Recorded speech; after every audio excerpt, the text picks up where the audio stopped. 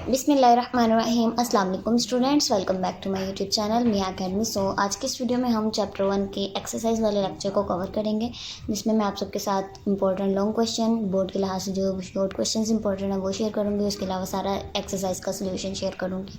So start करते हैं आज की इस वीडियो को। फर्स्ट ऑफ ऑल बताती चलूँ कि चैप्टर 1 के लेक्चर 1 to 5 जो अपलोड हो चुके हैं, प्ले लिस्ट का लिंक जो है वो मैं आपको इस लेक्चर के कॉमेंट सेक्शन में दे दूँगी। जितने भी मैं लेक्चर्स बाद में अपलोड किया करूँगी वो इसमें प्लेलिस्ट में ऐड कर दिया करूँगी, ताकि आपको अगर कोई लेक्चर ना मिले सो आप जो है यहाँ से प्लेलिस्ट में जाके देख सकें। स्टार्ट करें। फर्स्ट ऑफ ऑल देखें, ये आपका क्वेश्चन 1 है जिसमें आपके एमसीक्यूज़ होते हैं। एक्सरसाइज वाले एमसीक्यूज़ जो होते हैं वो पेपर में बहुत ज़्यादा आते हैं। उसके अलावा जो खाली जगह होती है यानी फिल इन द ब्लैंक्स और जो कॉलम वाला क्वेश्चन होता है, उन दोनों फिल इन द ब्लैंक्स और कॉलम्स वाले क्वेश्चन भी एज ए एमसीक्यूज़ लाजमी आते हैं। सो इनको आपने इग्नोर नहीं करना कि पेपर में नहीं आते तो हमने नहीं करना, उनको भी आपने एज ए एमसीक्यूज़ प्रिपेयर करना है। चैप्टर में जितनी भी चीज़ें इंपॉर्टेंट थी वो मैंने लेक्चर्स में साथ साथ जो वो बताई हुई हैं, हर चीज़ जो अपलोड की हुई है। अगर फिर भी किसी क्वेश्चन हो, किसी स्टूडेंट का कोई क्यूरी हो, कोई कन्फ्यूजन हो, तो आपने लाजमी कमेंट सेक्शन में पूछना है। और स्टूडेंट्स को मुझे रिक्वेस्ट आ रही थी कि आपके जो है ना लेक्चर्स काफ़ी ज़्यादा शॉर्ट लग रहे हैं हमें, फिर भी मेरे ऑलमोस्ट जो है ना लेक्चर्स 15 तकरीबन 18-20 मिनट के होते हैं, लेकिन स्टूडेंट्स की रिक्वेस्ट आ रही थी कि आप जो है ना लेक्चर्स लंबे और बनाएं ताकि हमारा ज़्यादा से ज़्यादा कॉन्सेप्ट और क्लियर हो सके। ठीक है, सो मैं कोशिश करूँगी लेक्चर जो काफ़ी ज़्यादा लंबा बन जाए और ज़्यादा से ज़्यादा कॉन्सेप्ट जो हैं वो आपके साथ शेयर कर सकूँ। अच्छा, फर्स्ट ऑफ ऑल देखें, ये चैप्टर 1 है क्वेश्चन 1 है जिसमें आपके एमसीक्यूज़ हैं। कौमी आमदनी का मिसाइल का ताल्लुक़ कैसी माशियात से है? कौमी आमदनी एक हमने डिस्कस किया था इनफरादी यानी एक पर्सनल इनकम थी, जिसमें हमने जो कि चैप्टर नंबर यहाँ पे पढ़ा था, लेक्चर नंबर ये पर्सनल इनकम वाला यानी शख्सी ज़ाती आमदनी। इनको जब हम टोटल करते थे तो वो हमारे पास जो है वो कौमी आमदनी आती थी। सो कौमी आमदनी यहाँ पे आए वो यानी ज़्यादा ब्रॉड माइंडेड चीज़ बात हो रही है ना, तो इसमें क्या आएगा? कुली यानी टोटल की बात हो रही है, जुज़वी भी नहीं, यानी जिसमें जुज़ की बात हो रही है वो भी नहीं है, वो शख्सी आमदनी में आ जाएगा जुज़वी। ठीक है, सो आपने यहाँ पे कुली पे लगाना है। ये भी मैंने आपके साथ आई थिंक सो के कॉन्सेप्ट क्लियर किया हुआ है। अच्छा, नेक्स्ट आ जाता है हमारा एमसीक्यूज़। अगर खालिस कौमी पैदावार से बिलवास्ता टैक्स मिन्हा कर दी जाए और आन में जमा कर ली जाए, मिन्हा यानी माइनस कर दिए जाएँ। ठीक है, मिन्हा का मतलब यहाँ पे माइनस है, सो कंफ्यूज नहीं होना कि मिन्हा का वर्ड मतलब क्या है। और आने यानी सब्सिडीज़ को जमा कर लिया जाए तो क्या हासिल होता है। ये मैंने आपके साथ फार्मूलाज लाजमी शेयर किए थे जब लेक्चर 5 मैंने बनाए थे ना, उसमें मैंने हर लेक्चर में आपके साथ डिस्कस किया था कि फार्मूलाज यानी जो हमारा सेकंड लेक्चर था और थर्ड लेक्चर था, उसमें मैंने आपके साथ डिस्कस किया था कि एज ए एमसीक्यूज़ लाजमी आते हैं। अगर देखा जाए तो यहाँ पे मैंने मार्क भी करवाया था कि फार्मूलाज जो हैं वो एज एमसीक्यूज़ आते हैं। सो इनको आपने अच्छे तरीके से याद करना है। ये देखें, वही जो एमसीक्यूज़ लाइन्स जो है फार्मूलाज जो है एज एमसीक्यूज़ आ गई हैं। सो वो हमारे पास क्या आ जाती है? कौमी आमदनी। उसके बाद नेक्स्ट आ जाता है इंतकाली अदायगियाँ, इंतकाली अदायगी, ये जो हमने पढ़ी थी पेमेंट्स वगैरह, लाइक जो हमारी होती हैं पॉकेट मनी, वो इंतकाली अदायगी में आती है। गिफ्ट्स हो गए, ज़कात हो गई, तोहफ़ वगैरह हो गए। सो इंतकाली अदायगी कौमी आमदनी के हिसाब में शामिल करने से क्या होता है कि डबल जो है वो हमारी गिनती हो जाती है, यानी दोहरी गिनती का इसमें आ जाता है। यानी हमने एक चीज़ ख़रीदी, वो भी कौमी आमदनी में शामिल होगी। फिर मैंने किसी और ने किसी से ख़रीदी, फिर मैंने उससे ख़रीद ली, फिर मैंने आगे किसी को गिफ्ट कर दिया। सो इस तरह अगर बार बार कौमी आमदनी में हम शामिल करेंगे तो वो दोहरी गिनती का आ जाएगा खतरा। ठीक है, उसके बाद नेक्स्ट एमसीक्यूज़ आ जाता है इंतकाली अदायगियों से मुराद ऐसी अदायगियाँ जिनके एवज़ यानी जिनके बदले में कोई जो काम सर अंजाम नहीं दिया जाता। फॉर एग्ज़ाम्पल, हमें पॉकेट मनी मिलती है अपने पेरेंट्स से, सो वो क्या है, हम उसके बदले में कोई काम नहीं कर रहे होते। उसके अलावा जैसे गिफ्ट्स हो गए, उसके बदले में कोई हमें कोई काम नहीं करके देता जो हम आगे अगले बंदे को गिफ्ट देते हैं। सो खिदमत या काम जो है सर अंजाम नहीं दिया जाता। नेक्स्ट आ जाता है क्वेश्चन 5 जिसमें है दरअसल में से कौन सी आमदनी इंतकाली अदायगियों में शुमार नहीं होती। अच्छा, इंतकाली अदायगियाँ क्या हमने पढ़ी थी? जिसके बदले में कोई काम ना हो रहा हो, यानी कोई काम हम सरंजाम नहीं देते, वो इंतकाली अदायगी में आता है। तोहफे के लिए भी नहीं होता, भीख के लिए भी नहीं होता, ज़कात के लिए भी नहीं होता, लेकिन जो कमीशन होती है उसके बदले में आप जो किसी का कोई काम कर रहे होते हैं जिसके बदले में आपको कमीशन मिलती है, मुनाफा मिलता है, सो कमीशन जो है वो इसमें शामिल नहीं होगी इंतकाली अदायगियों में। ये एमसीक्यूज़ इंपॉर्टेंट है। नेक्स्ट आ जाता है हमारा किसी मुल्क में आमलीन पैदाइश की खिदमत और अदारों की पैदावारी सरगर्मियों को क्या कहते हैं? सो कौमी आमदनी का दायरा विभाग, ये मैंने आपके जो है ना मार्क करवाई हुई थी यहाँ से डेफिनेशन। कौमी आमदनी का दायरा विभाग लेक्चर नंबर हमारा था 4। ये इसकी डेफिनेशन मैंने मार्क करवाई हुई थी। सो इसे भी आपने एक अच्छे तरीके से कवर करना है। फिर भी कोई क्वेश्चन हो, कोई क्यूरी हो, कोई कन्फ्यूजन हो, सो आपने लाजमी कमेंट सेक्शन में पूछना है। क्वेश्चन 7 है हमारा, ज़ैल में कौन सा कौमी मसला कुली माशियात के ज़ेर बहस नहीं आता। सो फ़र्म की कीमतों का तयन जो है वो इसमें नहीं आता। कौमी यानी कुली की बात हो रही है, टोटल की बात हो रही है। कौमी आमदनी यानी पूरी एक कौम की आमदनी है, उसके अलावा रोज़गार, ये भी पूरा एक मसला बन जाता है कौमी सतह पे। सरमायाकारी, सो फ़र्म किसको कहते हैं और सनत किसको कहते हैं। अगर आप फर्स्ट ईयर के स्टूडेंट हैं तो यानी मैंने जो फर्स्ट ईयर के लेक्चर बनाए थे उसमें अगर आपने मेरे से पढ़ा हुआ है तो लाजमी कमेंट सेक्शन में एक दफ़ा मार्क कर दीजिएगा, क्योंकि ये फ़र्म और सनत का मैंने कॉन्सेप्ट वहीं पे फर्स्ट ईयर में आपके साथ क्लियर किया हुआ है कि फ़र्म क्या होती है और सनत क्या होती है। सो फ़र्म देखें, फ़र्स्ट ऑफ ऑल जैसे ये लाहौर है, लाहौर में एक चीनी की जो है वो फैक्ट्री है, ठीक है। उसके बाद गुजरावाला है, उसमें फैक्ट्री एक बनी हुई है। साहिवाल है, उसमें फैक्ट्री बनी हुई है। सो ये क्या है, सारी फ़र्में हैं, चीनी की फ़र्में हैं। लेकिन अगर ये एक टोटल सर्कल बना लिया जाए तो इसको हम कहेंगे कि ये एक पूरा जो सर्कल है इसमें जितनी भी फ़र्में आ रही हैं वो क्या कहलाएंगी, सन्नत में आएंगी, ठीक है। सो सन्नत जो है वो टोटल ओवरऑल होती है और फ़र्म यानी फैक्ट्री को यहाँ पे वो कह रहे हैं। सो फ़र्म की कीमतों का तयन जो है वो कुली माशियात के ज़ेर बहस नहीं आता। होप्स हो कि आपका ये कॉन्सेप्ट लाजमी क्लियर हो गया होगा फ़र्म और सनत का। नेक्स्ट आ जाता है हमारा क्वेश्चन 8, जिसमें ज़ैल में से कौन सी सरमायाकारी खुद इख्तियार सरमायाकारी नहीं है। सो ये मैंने आपके साथ मार्क करवाया था कि ये डिफरेंस में भी आ जाता है शॉर्ट क्वेश्चन। सो आपने इसे मार्क कर लेना है।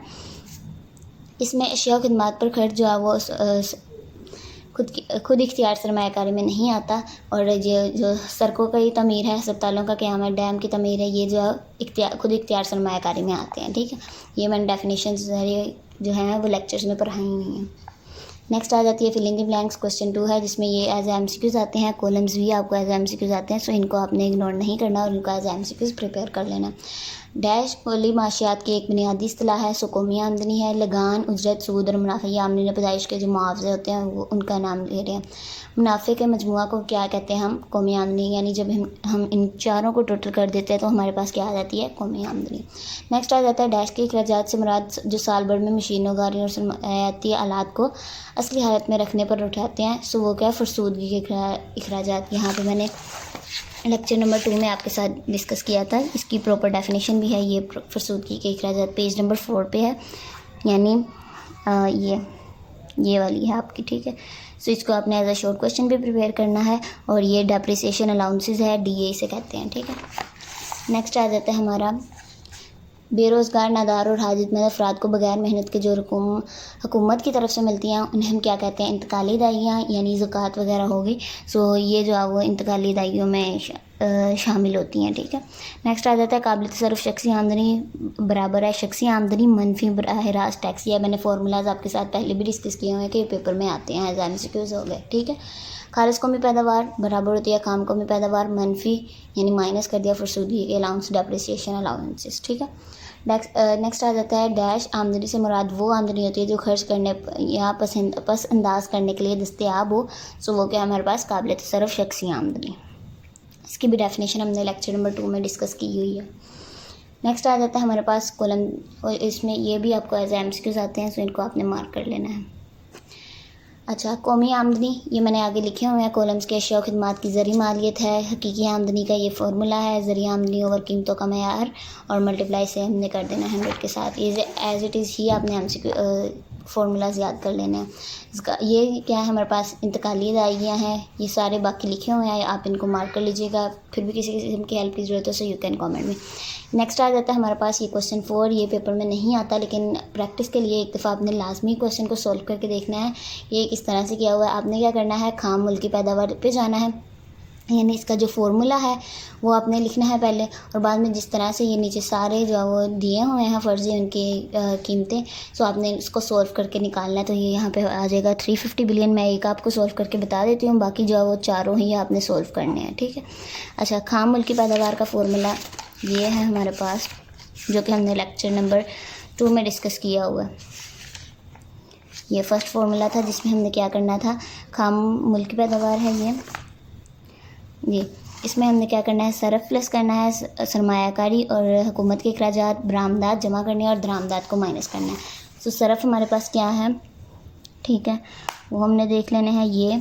उसके बाद सरमायाकारी के अखराजात, ये इसको प्लस करना है। नेक्स्ट हुकूमत के अखराजात यानी सरकारी सरफी अखराजात। उसके बाद नेक्स्ट आ जाता है बरामदात, इसको प्लस करना है और दरामदात को जो है हमने माइनस करना है। सो फर्स्ट ऑफ ऑल देखें, इसको हमने माइनस करना है, इन सब को हमने प्लस करना है, तो हमारे पास आ जाएगा 250 प्लस 50 300, 300 प्लस 100, सो ये हमारे पास 400 आ जाएगा। 400 में से हमने माइनस करना है 50, सो ये हमारे पास 350 बिलियन रुपए आ जाएगा। सो इस तरह से आपने जो है वो आंसर निकालने हैं, यानी फार्मूलाज जब आपको आते होंगे तो ये आप निकाल लेंगे, लेकिन ये पेपर में नहीं आते, लेकिन एज अ प्रैक्टिस आपने ये तीनों बाकी की वैल्यूज़ निकाल के कंफर्म कर लेनी है कि यही आ रही हैं। सो ठीक है, सो इस तरह 350 ये बिलियन रुपए आ गए।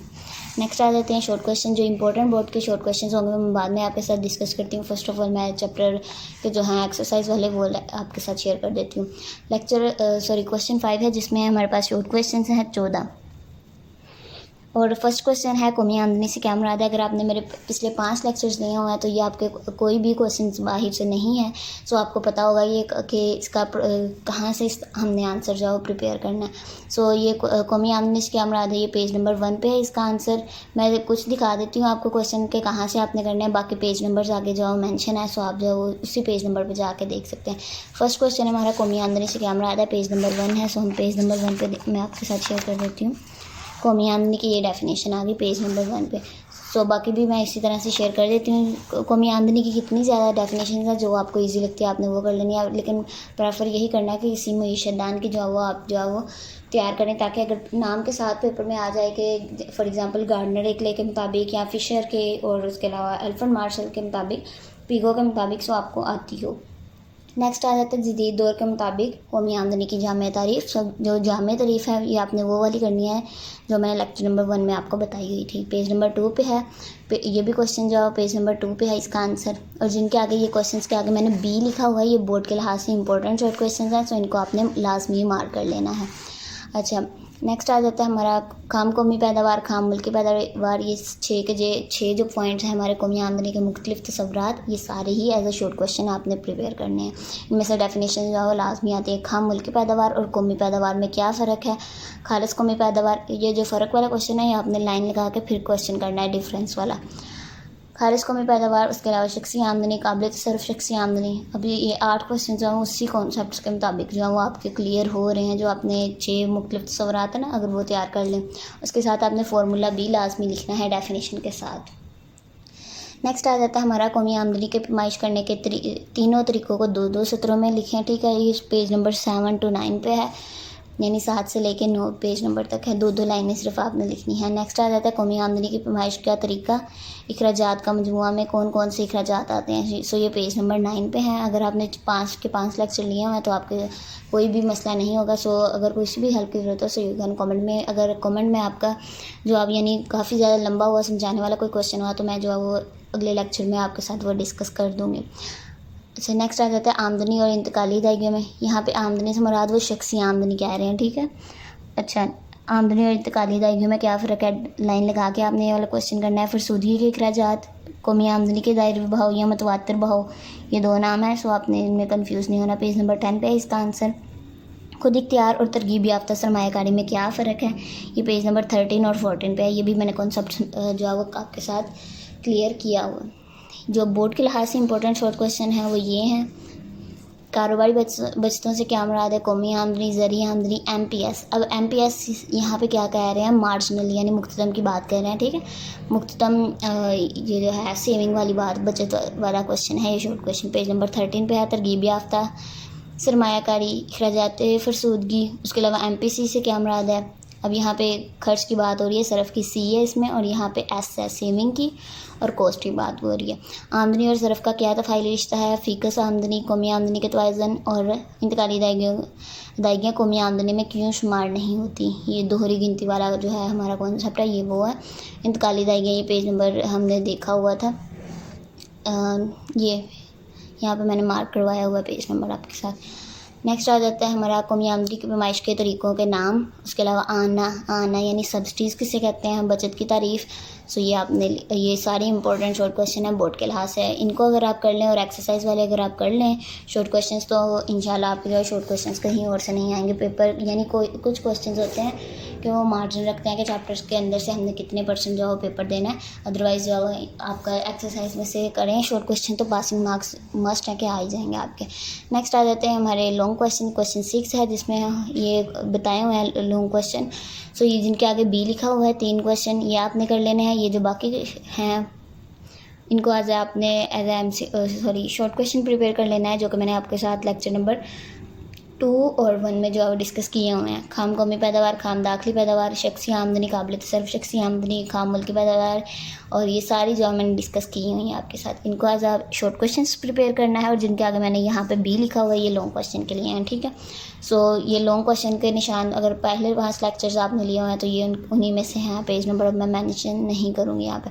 उसके अलावा आपने चैप्टर 1 में से लॉन्ग क्वेश्चन आता है पेयरिंग स्कीम में आपके साथ जो है वो एक दफ़ा कंफर्म करके जो है शेयर कर दूंगी। बट जो 2025 की पेयरिंग स्कीम है अगर फ़िलहाल उसे देख के यानी लेके चले हम तो उसके मुताबिक जो है वो चैप्टर 1 में से आपको लॉन्ग क्वेश्चन आता है। सो आपने जो है इस चैप्टर के लॉन्ग क्वेश्चन इन तीनों के अलावा आपने ये वाले 3 भी प्रिपेयर करने हैं। कौमी आमदनी के दायरे भाव की डायग्राम की मदद से वजाहत है, सिर्फ डायग्राम नहीं बनानी, साथ में एक्सप्लेनेशन भी देनी है। अच्छा, नेक्स्ट आ जाता है कौमी आमदनी की तारीफ़, इसके पैमाइश के कुल्ली खर्च का वाला तरीका, और कौमी आमदनी की पैमाइश का पैदावार का तरीका तफसील से, और एहतियातें जो हम उसमें करते हैं ना, ये सारा हमने कॉन्सेप्ट पढ़े हुए हैं तीनों लॉन्ग क्वेश्चन। सो ये आपने फ़िलहाल जो इस चैप्टर में से 6 जो है वो करने हैं। अगर नई पेयरिंग स्कीम कोई आएगी 2026 में तो उसको हम जो है वो आगे फॉलो कर लेंगे, लेकिन फ़िलहाल तो अभी जो है वो हमारा ईयर स्टार्ट ही हुआ है, इसलिए पेयरिंग स्कीम को अभी हम जो है 2025 वाली ही पेयरिंग स्कीम जो है वो फॉलो करेंगे। सो फिलहाल आपने ये 6 लॉन्ग क्वेश्चन इस चैप्टर में से करने हैं, क्योंकि इस चैप्टर में से आपने लॉन्ग क्वेश्चन लास्ट में अटैम्प्ट करना है। सो उसके अलावा नेक्स्ट यहाँ पे हमारा आ जाता है चैप्टर 2। ये आपकी जो बुक है ये बहुत ज़्यादा थ्योरी बेस है। सो मैं कोशिश करूँगी कि लेक्चर्स लंबे ही बनाऊँ, क्योंकि स्टूडेंट्स के कमेंट्स आ रहे थे कि आप जो लेक्चर लंबा बनाया करें, तकरीबन ऑलमोस्ट 20 मिनट्स का तो हो, यानी हमारे कॉन्सेप्ट बहुत अच्छे से क्लियर हो रहे हैं।